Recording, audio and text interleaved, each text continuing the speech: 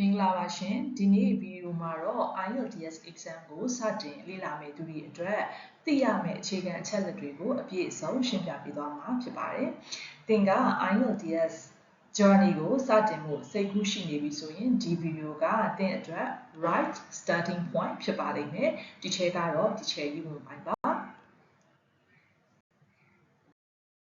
ဒီဗီဒီယိုထဲမှာဘာတွေလေ့လာမလဲဆိုရင် IELTS ဆိုတာပါလဲ IELTS text format စာမေးပွဲပုံစံတွေကဘယ်လိုမျိုးရှိနေမှာလဲအမှတ်ပေးစနစ်တွေကဘယ်လိုနားလည်ရမှာလဲ scale တစ်ခုချင်းစီအတွက် twist တွေကဘာတွေလဲဘယ်လို prepare လုပ်ရမလဲဆိုတာတွေကို step by step ရှင်းပြပေးသွားမှာပါ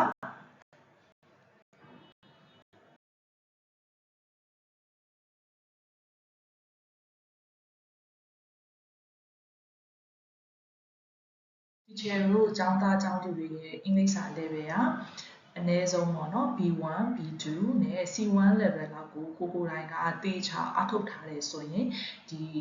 စာမေးပွဲကိုဖြေဆိုဖို့အတွက် 80% ကိုယ့်ရဲ့ effort ကပြီးမြောက်နေပါပြီအဲ့ဒါဆိုရင်တော့စာမေးပွဲကိုဖြေဆိုနိုင်ဖို့အတွက်20% ဖြစ်တဲ့ test strategy ကိုလေ့လာလိုက်ရမှာပဲအဲ့တော့ဒီဗီဒီယိုလေးထဲမှာ80% ပေါ့နော်ကိုယ့်ရဲ့ effort ဒီအကြောင်းကိုလည်းဒီချက်ကိုဘယ်လိုမျိုးမှန်ကန်အောင်အထောက်ကောင်းလဲဆိုတာကိုလည်းပြပြပေးသွားမယ်အပြင်ကိုဒီ20% strategy ကိုလည်းအနည်းငယ်ရှင်းပြပေးပြီးတော့ဒီစာမေးပွဲကိုဘယ်လိုမျိုးအောင်မြင်မြင်နဲ့ကိုလိုချင်တဲ့ band score ဘယ်လိုရအောင်လုပ်လဲဆိုတာကိုထပ်ပြီးတော့ရှင်းပြပေးသွားပါမယ်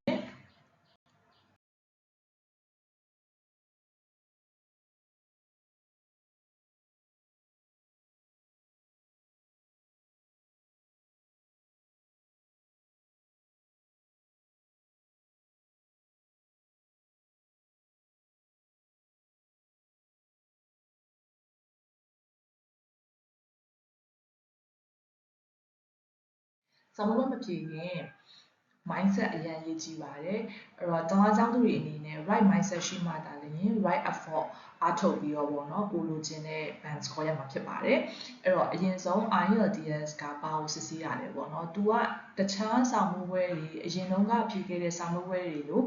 ကိုယ့်ရဲ့မှတ်ဉာဏ်အင်အားပေါ့နော် memorization intelligence အဲ့ဒါတွေကိုစစ်တာလည်းမဟုတ်ပါဘူးပြီးတော့ကံကောင်းမယ်ဆိုရင်လက်ကိုစစ်တာလည်းမဟုတ်ပါဘူးသူကဘာကိုစစ်လဲဆိုရင်ကျောင်းသားကျောင်းသူတွေနေ့စဉ်အင်္ဂလိပ်စာကိုဘယ်လောက်အသုံးပြုနေလဲဘယ်လောက်ကျွမ်းကျင်ပိုင်နိုင်နေလဲဆိုရင် daily practice ကိုစစ်တဲ့စာမေးပွဲတစ်ခုပါအဲ့တော့စာမေးပွဲကနေပြီးတော့အမှတ်ထုတ်ပေးလိုက်ပြီဆိုရင်လည်းအဲ့အမှတ်တွေကဒီကျောင်းသားကျောင်းသူတွေစီမှာရှိတဲ့တကယ်အင်္ဂလိပ်စာ skill ကိုတိုက်ရိုက် reflect ပြနေပါတယ်နောက်တစ်ခုသိထားရမှာပေါ့နော်ဒီ certification နဲ့ပတ်သက်တဲ့တက်တန်းပေါ့သူက2နှစ်ပဲအာမခံပါတယ်2နှစ်မှာသူတို့ယူဆတာပေါ့နော်2နှစ်မှာကလေးတွေကဒါကိုထပ်ပြီးတော့မလေ့လာရင်တော့၎င်းဒီကျင့်သုံးမှုမရှိရင်တော့၎င်းပေါ့နော်အသုံးပြုမှုမရှိတော့ရင်လူတစ်ယောက်မှာရှိတဲ့အင်္ဂလိပ် skill ကကျသွားနိုင်ပါတယ်အဲ့ဒါကြောင့်မို့ဒီ certification က2 years guarantee ပဲရှိပါတယ်အဲ့တော့ကိုကတေချာပြီးနိုင်ငံခြားမှာအလုပ်သွားလုပ်မယ် study သွားလုပ်မယ် migrate ပေါ့နော်ရွှေ့ပြောင်းမယ်ဆိုတဲ့ plan တွေကတေချာမှသာလျှင် IELTS ကိုဖြည့်ဆို့ဖို့ recommend ပေးပါတယ်အဲ့တော့နောက်တစ်ခုမသွားခင်ကဘာလေးလဲဆိုတော့ဒီမှာပေါ့နော်ဒီပုံမှာပြထားတဲ့အတိုင်းပဲ seesaw ပုံလေးပေါ့နော်အဲ့တော့ခုနကပြောခဲ့တဲ့ IELTS ဆိုတာ daily practice ကိုစစ်တာပါအဲ့ဒါကြောင့်မို့ကိုကစာမေးပွဲဖြေဆိုတော့မယ်ဆိုရင်ကိုယ့်ရဲ့ practice ကိုမြင့်ရပါမယ် practice မြင့်သွားလို့ရှိရင်ကိုယ့်ဘက်မှာရှိတဲ့ fears တွေအကြောက်တရားတွေဖြေနိုင်ပါမလားဆိုတဲ့ confusion တွေဖြေသင့်ပါမလားခက်ခဲမှာပဲဆိုတဲ့အဲ့အကြောက်တရားတွေ difficulties တွေ fear တွေ confusion တွေကလျော့သွားပါလိမ့်မယ် practice မလုပ်ဘူးဆိုရင်တော့ခုနကတရားတွေကအကုန်လုံးမြင့်တက်လာပါလိမ့်မယ်အဲ့တော့key message အနေနဲ့မှတ်ထားရမယ့်ဟာဘာလဲဆိုရင် IELTS ဆိုတာကိုယ့်မှာရှိတဲ့အင်္ဂလိပ်စာစွမ်းရည်ကိုစစ်ဆေးတာဖြစ်ပြီးတော့တခြားသောmemorization ပေါ့နော်မှတ်ပြီးတော့ဖြေလို့မရဘူးဆိုတာလေးကိုတော့ကျောင်းသားကျောင်းသူတွေအနေနဲ့သိထားရမှာဖြစ်ပါတယ်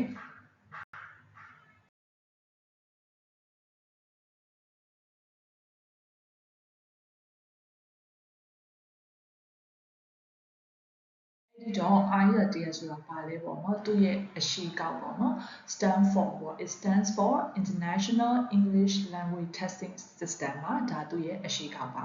အဲ့တော့စာမိုးပဲဖြည့်တဲ့အခါမှာ2မျိုးရှိရပေါ့နော်အဲ့တော့ IELTS academic ကိုဖြည့်မဲ့သူလား IELTS general training ကိုဖြည့်မဲ့သူလားပေါ့နော်အဲ့တော့များသောအားဖြင့်ဒီကျောင်းသားတွေပေါ့တက္ကသိုလ်တက်မဲ့ကျောင်းသားကျောင်းသူတွေ college တက်မဲ့ကျောင်းသားကျောင်းသူတွေက academic ကို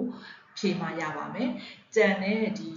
immigrant ပေါ့နော်ရွှေ့ပြောင်းနေထိုင်မဲ့သူတွေတော့၎င်းဒီပေါ့နော် workers တွေဝန်ထမ်းတွေဖြစ်ခဲ့တော့၎င်းသူက IELTS general training ကိုဖြည့်ချတာများတယ်ပေါ့နော်အဲ့တော့ university တက်မဲ့သူတွေက academic ကိုဖြည့်ရပါမယ်ကျန်တဲ့သူတွေကတော့ general training ရောဖြစ် academic ပဲဖြစ်သူတို့အဆင်ပြေတဲ့စာမိုးပဲ version ကိုဖြည့်လို့ရပါတယ်အဲ့တော့ IELTS မှာ2မျိုးရှိပါတယ်ပေါ့နော်အဲ့ဒါလေးကိုတစ်ချက်သိရမယ်နောက်တစ်ခုပေါ့နော်သူ့ကိုဘယ်လိုပုံစံနဲ့ဖြည့်လို့ရလဲပေါ့ CBT လို့ခေါ်တဲ့ computer base ရှိပါတယ် IELTS ရှိပါတယ်နောက်တစ်ခုကကျတော့ traditional ဖြစ်တဲ့ paper base လည်းရှိပါတယ်အဲ့တော့ CBT ကိုဘယ်လိုလူမျိုးတွေအားဖြည့်ရမလဲဆိုရင်ကိုကဒီကွန်ပျူတာသုံးတာကျွမ်းကျင်တဲ့သူရင်းနှီးနေတဲ့သူဆိုရင်တော့ CBT ကို recommend ပေးပါတယ်မဟုတ်ဘူးကျမကတော့ရိုးရိုးပဲ traditional method ကိုပဲ prefer ဖြစ်တယ်ဆိုရင်လည်း paper base ကိုသက်ဆိုင်ရာ test center တွေမှာသွားပြီးတော့ဖြည့်လို့ရပါတယ်အဲ့တော့ computer base CBT ဖြည့်လို့ရှိရင် result ကတစ်ပတ်တွင်းရပါတယ်ပိုမြန်ပါတယ်computerize မို့လို့ပါ paper base ဖြည့်မယ်ဆိုရင်တော့ကိုယ့်ရဲ့ result ကို2ပတ်စောက်ရပါတယ်ပြီးတော့လေကိုယ့်ရဲ့သက်ဆိုင်ရာဖြည့်ထားတယ်ပေါ့နော် British Council တို့မှာတွားပြီးတော့လူကိုယ်တိုင်တွားရောက်ပြီးတော့ကိုယ့်ရဲ့မှတ်တမ်းကိုတွားပြီးတော့တွားရောက်ယူရမှာဖြစ်ပါတယ်ပေါ့နော်အဲ့တော့ဒီ2မျိုးစလုံးမှာတော့အကုန်လုံးကတော့အတူတူပါပဲဒါပေမဲ့ဟိုပေါ့နော်စာမွေးဖြည့်ဆိုရတဲ့saturation တွေတော့နည်းနည်းလေးကွာသွားတာပေါ့နော်ကဲနောက်တစ်ခုကကြတော့ IELTS ကိုဘယ်နိုင်ငံတွေကအသုံးပြုလဲပေါ့ဘယ်လိုအသိမှတ်ပြုလဲပေါ့သူကပြောမယ်ဆိုရင်ကမ္ဘာပေါ်မှာပေါ့နော် across the globe across the world မှာပေါ့နော်ဒီ university တွေဆိုလဲထောင်ကျော်သူ့ကိုအသိမှတ်ပြုပါတယ်ပြီးတော့အဓိကနိုင်ငံကြီးတွေဖြစ်တဲ့ USA Australia Canada နဲ့ New Zealand UK အဲ့နိုင်ငံကြီးတွေတော်တော်များများလည်းဒီ IELTS certification ကိုသူတို့တွေ့ပြီဆိုတာနဲ့လုံးဝပေါ့နော်နှစ်ခါပြန်မမီးတော့ဘဲနဲ့လူတစ်ယောက်ရဲ့ insa skill ကို valid ဖြစ်တယ်ပေါ့နော် verify ဖြစ်တယ်ဆိုတာမျိုးကိုအသိမှတ်ပြုကြပါတယ်အဲ့တော့ IELTS ကိုဖြည့်ဆို့ခြင်းအပြင်ကိုကလက်မှတ်လေးတစ်ခုကိုရထားသလိုပဲပေါ့နော်ဘယ်နိုင်ငံမဆိုကိုကအလွယ်တကူ access ဖြစ်ပါတယ်အဲဒီတော့ပေါ့နော် IELTS ဆိုတာဗာလေးလေအကြမ်းမြင်သိပြီးသွားတဲ့နောက်မှာပေါ့နော်ကဲစာမိုးပွဲမှာformat ပေါ့စာမိုးပွဲပုံစံကဗာလဲဆိုတာကိုဒီမှာအကြမ်းမြင်လေ့လာကြည့်မယ်ပေါ့နော်အဲ့တော့အရင်ဆုံးစာမိုးပွဲမှာ CBT ပဲဖြစ်ဖြစ် paper base ပဲဖြစ်ဖြစ်နှစ်ခုလုံးမှာအရင်ဆုံး listening ကိုဖြည့်ရပါတယ် listening ဖြည့်ဖို့အတွက်ကြာချိန်ကမိနစ်30ပါသူ့မှာမိကုံးအခု40ပါပါတယ်အပိုင်း၄ပိုင်းခွဲပြီးတော့ဖြည့်ရမယ်ပြီးတဲ့အခါမှာ recording တွေပေါ့နော်အတန် file တွေကိုလည်းတစ်ချိန်တည်းတာလျင်သူကဖွင့်ပေးတယ်ပေါ့နော်အဲ့ဒါဒီလည်းနည်းနည်းလေး challenging ဖြစ်တဲ့နေရာမှာပါပါတယ်နောက်တစ်ခု listening မိနစ်30ဖြည့်ပြီးသွားရင် reading ကို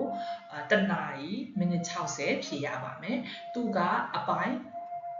ဘယ်နှပိုင်းပါလဲဆိုရင်သူကအပိုင်း3ပိုင်းပါတယ်သူလည်းမိကုံးအရှိအတွက်ကတော့မိကုံး40ပါပဲ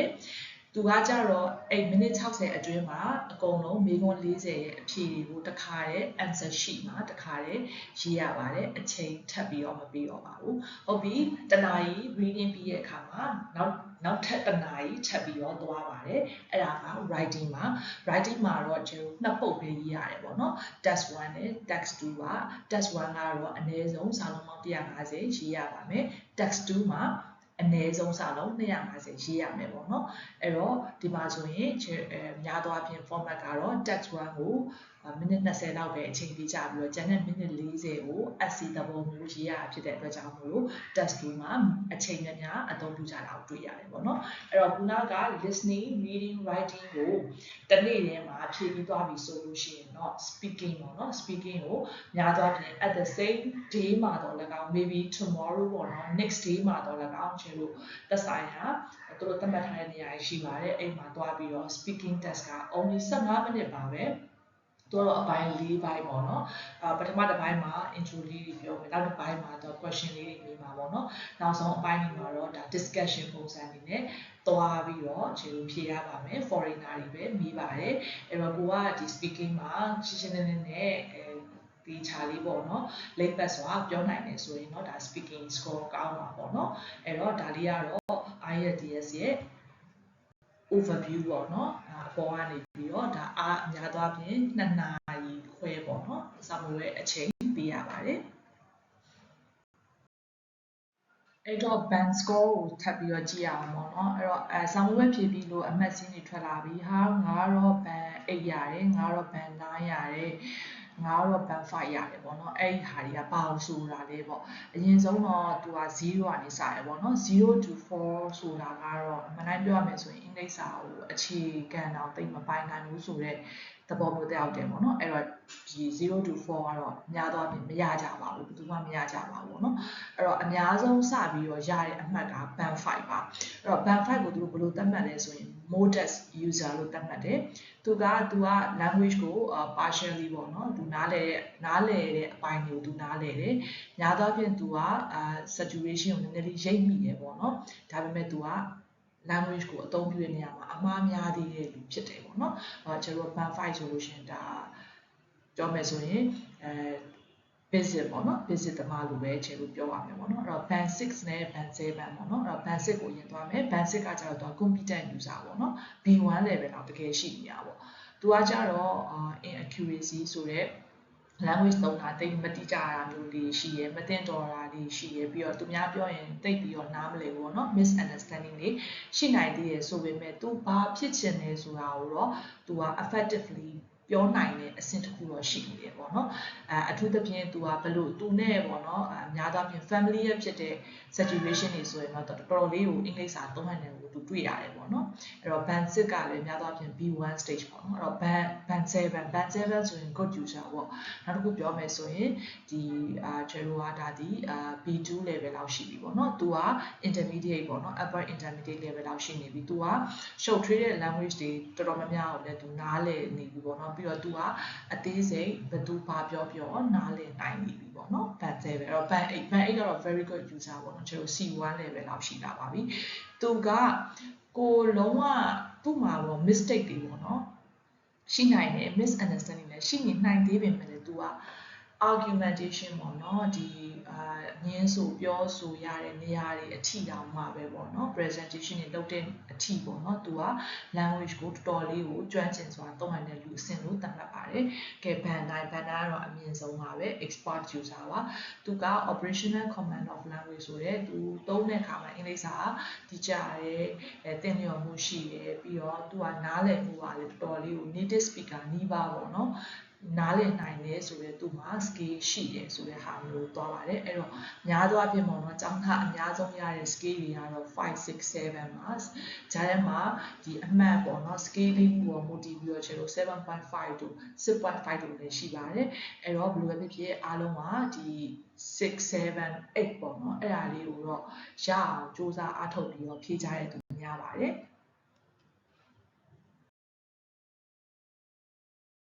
slide မှာတော့ကျောင်းသားကျောင်းသူတွေလေ့လာလို့ရအောင်ပေါ့နော်တကယ် exam paper ပေါ့ exam paper symbol လေးတွေကို video လေးခုလေးနဲ့လုပ်ပြီးထားပါတယ်ပထမဆုံး listening video ပါဒီအောက်မှာပါတဲ့ဟာလေးကို click နှိပ်ကြည့်လိုက်ပါပေါ့နော်နောက်တစ်ခုကတော့ reading မှာ reading 1 hour ကိုဖြေရမယ်ပြီးတဲ့အခါမှာ writing လည်း1 hour ပဲနောက်တစ်ခုကတော့ speaking မှာ speaking က only 15 minutes ပဲပေါ့နော်အဲ့ဒါလေးကိုတစ်ခုချင်းစီကိုပေါ့နော်မဖြေသေးခင်မှာစာရွက်ပေါ့နော် paper exam paper မှာရှိတဲ့မေးခွန်းတွေနဲ့အနေငယ် familiar ဖြစ်အောင်အချိန်လေး1 minute 2 minute လောက်သုံးပြီးတော့ဒီ video လေးကို click နှိပ်ခြင်းအပြင်ခဏလေ့လာကြည့်ရအောင်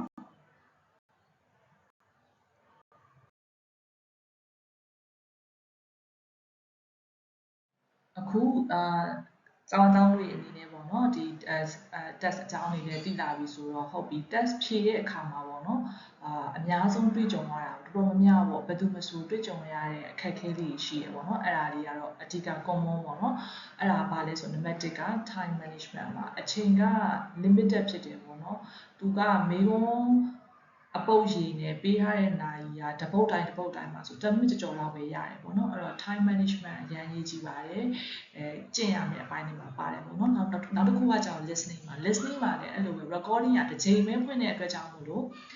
များသောဖြင့် miss out တွေပေါ့နော်မကြားမိလိုက်တာများတယ်ပေါ့နော်ဒါကိုလည်း practice နဲ့လည်းကြော်ရနိုင်ပါတယ်နောက်တစ်ခုကတော့ writing ပေါ့ကိုကစာဖတ်အားတအားနည်းလို့ရှိရင်တော့သူတို့မိလာတဲ့မေးခွန်းခေါင်းစဉ်တွေနဲ့ကိုမှအတွေးခေါ်ပေါ့နော် idea တွေအကြံဉာဏ်တွေမရှိရမျိုးဆိုရင်လည်း writing မှာလည်းအခက်အခဲများကြတာအခက်အခဲတွေ့ကြတာများတယ်ပေါ့နော်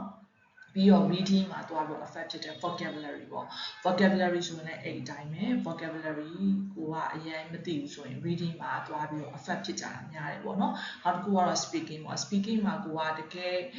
foreigner နဲ့ပြောတာဖြစ်တဲ့အတွက်ကြောင့်မို့သူတို့ရဲ့ accents တွေ familiar မဖြစ်တာပေါ့နော်ပြီးတော့ကိုယ့်ဘက်ကလည်း nervous ဖြစ်ပြီးတော့အရင် excite ဖြစ်ပြီးတော့အမေတခြားအဖြစ်တခြားတွေပြီးတော့ pronunciation တွေမှားတာတွေ grammar mistake တွေလုပ်တာတွေပေါ့နော် speaking မှာအဲ့ဒါတွေအကုန်လုံးကလည်း through practice ပေါ့နော်ကိုကျင့်ပါများခြင်းအဖြစ်လည်းခြေဥဒါတွေကိုကြုံရနိုင်လို့ရပါတယ်အဲ့တော့ခြေဥတွေးရှိရတာတော့ပေါ့နော်ကျောင်းတော်တော်များများကအင်္ဂလိပ်စာမှာအားနည်းလို့မဟုတ်ဘူးပေါ့နော်သူတို့တွေဒီ exam နဲ့ပေါ့နော်ဒီလိုမျိုး timing နဲ့ဖြေရတဲ့အလေးထားနဲတယ်ဆိုတာကိုခြေဥတွေ့ရှိရတယ်အဲ့ဒါကြောင့်မို့ before we take exam we need to practice a lot ပါ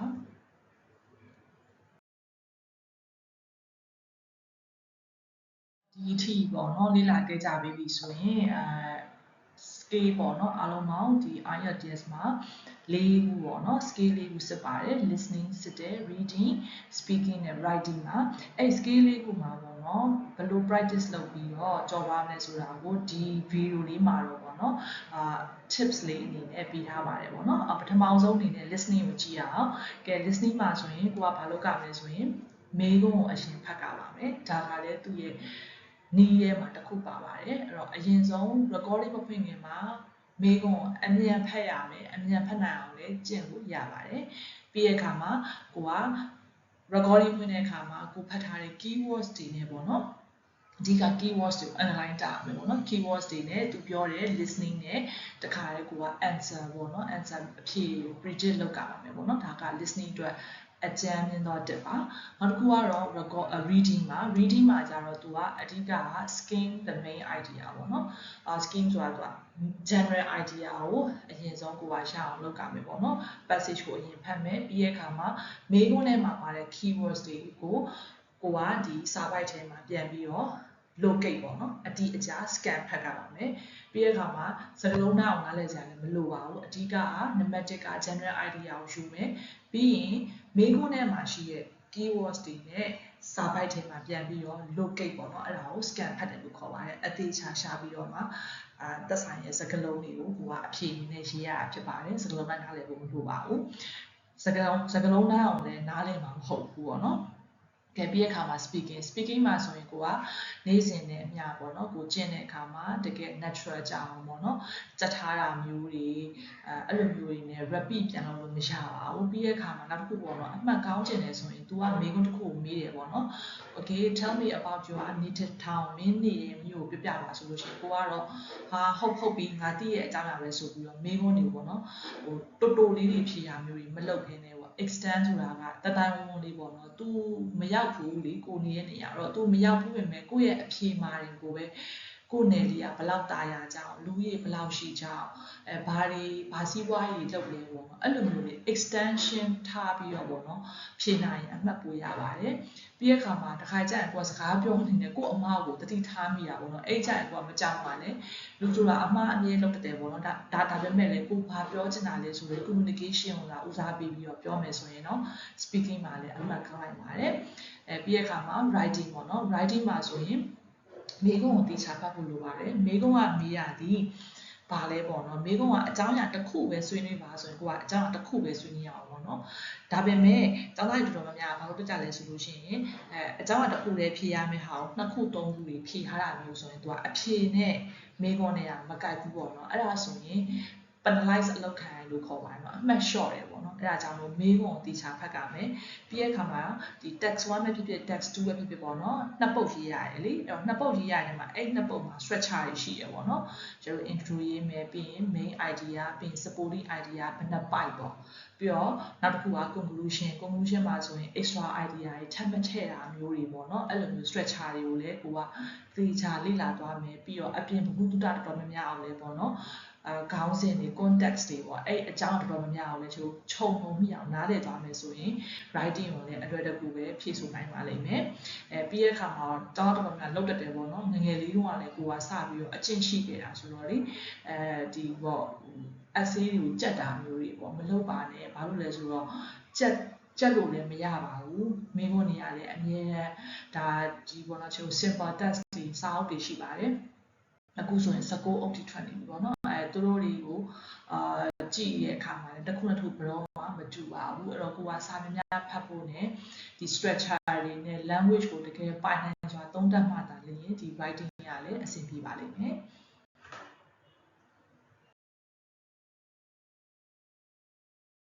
ကိုရောက်လာပြီဆိုရင်ပေါ့နော်တော်တော်များများတော့စိတ်ဝင်စားလိမ့်မယ်ပေါ့နော်ဒါကိုဘယ်လိုမျိုးပြင်ဆင်ရမလဲတချေပေါ့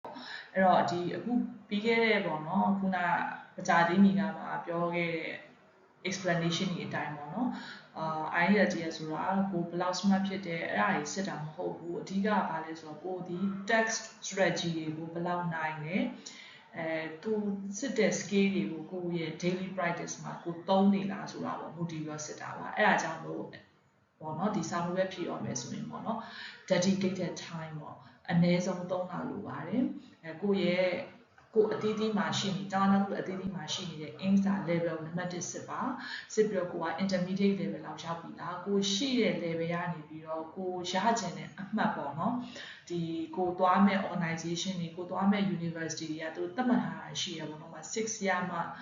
ဝင်ခွင့်ပြုမယ်လို့7မှာပေါ့နော်တက်တက်ပါလေ criteria တွေမတူဘူးပေါ့နော်အဲ့တော့ကို target ထားတဲ့ band score ပေါ့နော်အဲ့ရဖို့အတွက်ကိုရဲ့လက်ရှိအခြေအနေနဲ့ကိုကအမြဲတမ်းချိန်ဆပြီးတော့ငါဒီအနည်းဆုံး3လတိလာရမှာလားအများဆုံး1နှစ်လားပေါ့နော်အဲ့တော့အဲ့1နှစ်ကတော့အများဆုံးပဲပေါ့နော်ကိုရဲ့လေ့လာမှုအားပေါ်မှာမူတည်ပြီးတော့ IELTS ကိုမြန်မြန်ဖြေလို့ရပါတယ်အဲ့တော့ number 1ကကိုရဲ့ study plan မှာအချိန်3လပေါ့နော်အချိန်3လမှာကိုက practice တွေကိုဒီလိုအပ်တဲ့ guideline တွေကိုဒီကျောင်းတွေပေါ့နော်သင်တန်းတွေကနေယူမယ်ယူပြီးတော့ဒီနည်းတွေပေါ့နော်နည်းတွေကိုကိုကအကျွမ်းတဝင်ရှိအောင် time ကိုလည်းကိုကသူတို့သတ်မှတ်ထားတဲ့အချိန်ထဲမှာကိုဖြည့်လို့ရအောင်ပေါ့နော်အဲ့လိုမျိုးလေ့ကျင့်မှုတွေကိုနေ့တိုင်းလုပ်ကြပါမယ်ပြီးတဲ့အခါမှာသင်တန်းတက်တော့၎င်းပေါ့နော်ကိုရဲ့ဆရာမတွေကနေကို feedback တွေပြန်ပေးပါလိမ့်မယ်အဲ့ချိန်ကိုကအဲ့ feedback တွေကိုရတဲ့အခါမှာအမှတ်တွေပထမတော့နည်းနေလိမ့်မယ်ပေါ့နော်အဲ့အခါမှာစိတ်ကမကြပါနဲ့အမှတ်နည်းတာကိစ္စမရှိပါဘူးအမှတ်နည်းတယ်ဆိုတာကိုမှ improvement point လိုနေသေးလို့ပေါ့နော်အဲ့တော့ feedback တွေကိုကိုကတေချာနားထောင်ပြီးတော့ upgrade ပေါ့နော် try better ထပ်ကြိုးစားရင်းနဲ့ကိုသတ်မှတ်ထားတဲ့အချိန်ရောက်တဲ့အခါမှာတော့ကိုမျှော်မှန်းထားတဲ့ score ကိုရပါလိမ့်မယ်ပေါ့နော်အဲ့တော့ဒီမှာဆိုရင်ပေါ့နော်တော်တော်များများပေါ့နော်ရှိရဲ့သဘောအားလေးကဘယ်လိုလဲဆိုတော့ဟာငါတစ်ပတ်မှာ9နာရီလောက်4နာရီလောက်လေ့လာမယ်မလုပ်ပါနဲ့ခုနကတချင်အပေါ်မှာရှင်းပြခဲ့တဲ့အတိုင်းပဲပေါ့နော် listening မိနစ်30လုပ်မယ်ဆိုရင်မိနစ်30နေ့တိုင်းလုပ်သွားပြီးပါ writing ဆိုတော့1 hour ရေးရတယ်အဲ့တော့1 hour အတွင်းမှာကိုယ့်ဟာကို exam ကိုမရောက်ခင်က exam မှာဖြေရမယ်အချိန်အတိုင်းပေါ့နော်နေ့စဉ် consistency ရှိနဲ့လေ့လာသွားလို့ရှိရင်စာမိုးဝဲကတအားလွယ်တာကိုတွေ့သွားပါလိမ့်မယ်ပေါ့နော်အဲ့ဒါကြောင့်မလို့ကိုကနေ့စဉ် practice လုပ်ပါပြီးရင်ကိုကဘယ်နေရာမှားလဲပေါ့နော်အရင်ဆုံးတော့ practice လုပ်တဲ့နေရာမှာလဲစာမိုးဝဲအတိုင်းပဲ time frame နဲ့အရင်ဖြေပါပြီးတော့မှကိုကအဖြေပြန်တိုက်ပြီးတဲ့အခါမှာတော့ဘယ်နေရာမှားသွားလဲဆိုတာတော့ကိုကကိုတခြား extra အချိန်ထပ်ယူပြီးတော့ feedback ပြန်ယူပြီးတော့မှကို try better နဲ့ improvement point ကိုရောက်မှာပေါ့နော်အဲ့တော့ good strategy ပေါ့နော်ကိုရဲ့ဒီ approach လုပ်တဲ့နည်းလမ်းအနေနဲ့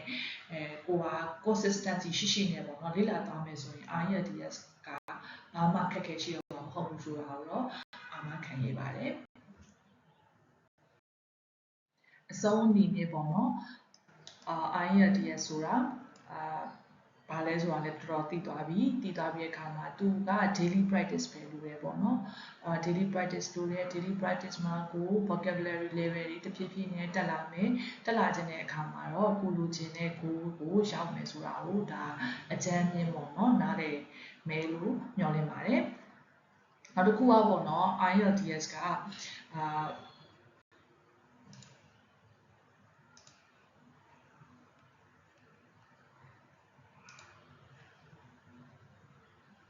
ရိုးစီးအနေနဲ့ဒီချက်ပြောချင်တာက ပေါ့နော် IELTS ကိုနေ့စဉ်ကျင့်သုံးမယ်နေ့စဉ်လေ့ကျင့်မယ်ပြီးတဲ့အခါမှာလေ့ကျင့်နေတဲ့အမျှလေကိုယ့်ရဲ့ vocabulary level ကပို့ပြီးတော့တိုးတက်လာမယ်ဆိုရင်ကိုလိုချင်တဲ့ band score ဆိုတာကိုယ့်ရဲ့အနီးနားမှာရှိရဆိုတာကိုကိုသိရမယ်ပေါ့နော်အဲ့တော့ဒီနေ့သင်ခန်းစာမှာIELTS နဲ့ပတ်သက်ပြီးတော့ပေါ့နော်အခြေခံအချက်တွေကိုနားလည်သွားပြီလို့တော့တစ်ချိန်မျှော်လင့်နေအရေးကြီးတဲ့ message တစ်ခုကဘာလဲဆိုတော့ပေါ့နော် IELTS ဆိုတာကိုဘလောက်ထက်မြက်လဲဆိုတာကိုမစမ်းသပ်ဘူးကိုဘလောက်လေ့ကျင့်ထားလဲကိုဘလောက် exam format တွေကိုပိုင်နိုင်လဲဆိုတာကိုသူကစစ်ဆေးတာဖြစ်တယ်ပေါ့နော်အဲ့တော့ကို့မှာကြောင်ရုံမှုတွေတစ်ခါလေးစာကျင့်နေနေပေါ့နော်ကြောင်ရုံမှုတွေစိတ်ရှုပ်ထွေးတာတွေgive up လုပ်ချင်တာမျိုးတွေလည်းရှိတာလိမ့်မယ်ပေါ့နော်သူကကျတော့အနည်းဆုံး3လထားပြီးတော့လေ့ကျင့်ရတာဆိုတော့လေရေရှည်ကျင့်ရတာဆိုတော့ဒါပေမဲ့လည်း practice တွေများလာတဲ့အခါမှာကိုယ့်ရဲ့ confidence အနေနဲ့ကိုရချင်တဲ့ score အမှတ်ကပေါ့နော်တဖြည်းဖြည်းနီးလာတယ်တိုးတက်လာတယ်ဆိုတာကိုခံစားရမှာသိချပဲပေါ့နော်အဲ့တော့ preparation မှာအောင်မြင်ဖို့လို့အတွက်ကဒီ consistency အရေးကြီးပါတယ်နေ့စဉ်လုပ်တာပါအဲ့တော့နေ့စဉ်လုပ်တာလေးကိုနေ့တိုင်းအချိန်နဲ့ပေးပြီးတော့လေ့လာသွားမယ်ဆိုရင်တော့ကိုယ့်ရဲ့ band score နဲ့တဖြည်းဖြည်းကိုကနီးလာမှာပါပေါ့နော်အဲ့တော့ကိုယ့်ရဲ့ဟိုတွေက study abroad သွားပြီးတော့လေ့လာမှာပဲဖြစ်ဖြစ် career opportunity ဒါဝန်ထမ်းတွေဆိုလို့ရှိရင်ပေါ့နော်ဒီရာထူးတက်ဖို့လို့တခြားသောနိုင်ငံကြီးတွေမှာအလုပ်သွားလုပ်ဖို့အတွက်ပေါ့နော်နောက်တစ်ခုကကြာလဲ migration ပေါ့နော်ဒီပြောင်းရွှေ့နေထိုင်ဖို့အတွက်ပဲဖြစ်ဖြစ်မှန်ကန်တဲ့ strategy တွေနဲ့ effort တွေပေါ့နော်လုပ်ကြမယ်